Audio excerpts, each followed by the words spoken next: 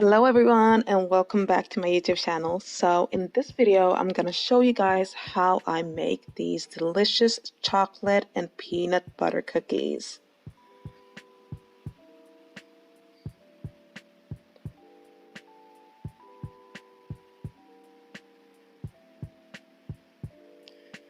So to start off, you're gonna need some coconut milk, some peanut butter, some oat flour, some baking powder, vanilla sugar, coconut sugar, as well as a bowl to mix it all in together. So here I'm putting in the peanut butter, and I will have all of the ingredients and the measurements in the description box below. So just start off with your peanut butter, and you can of course substitute this with any kind of butter that you want, maybe almond butter or something else. But for this video I used some peanut butter. And then here I'm adding my coconut milk, and of course the same thing here. You can use any other milk that you like if you don't like coconut milk. And then I'm just pouring in all of the dry ingredients in there. And I'm gonna mix it all together. And if you feel like it's a little bit dry, of course you can add in a little bit more milk. So it depends on what kind of milk you use and what kind of flour you use. So just feel free to add a little bit more.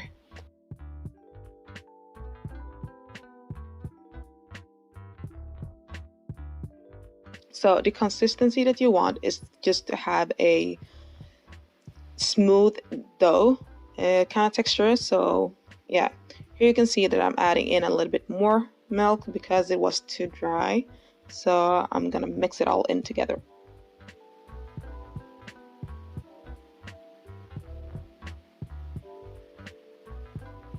So this is the consistency that you're looking for, like a cookie dough basically. So, and here I'm measuring it up like 50 grams each, and just roll it up into a ball, and like so, like you can see in the video. So you want it to be kind of smooth, and just put it out on a pan.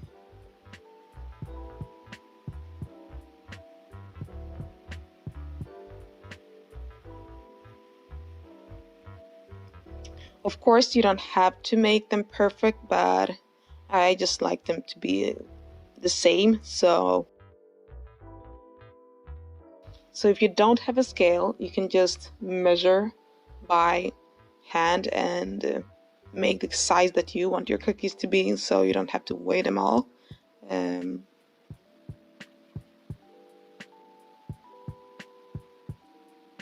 So using a scale is optional, and you don't have to measure it, but I did it. Here you can see that I'm pushing the cakes down with a fork just to make a pattern on them and to make them a little bit more flatter.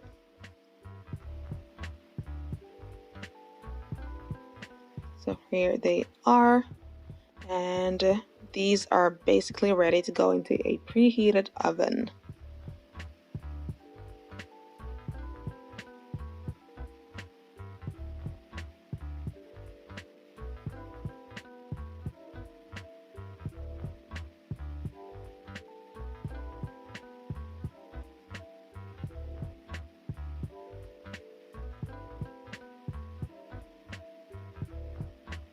So here you have the cookies after they have baked for about like 12 to 14 minutes, and you can keep them in longer if you wish to have them darker or crispier, but yeah, they were kind of crispy after that. And then here I have some melted chocolate that I'm just pouring on top of the cookies, and you can choose any kind of chocolate that you want. If you want milk chocolate or if you want darker chocolate that I used here, as you can see in the video. So any chocolate of your choice, basically.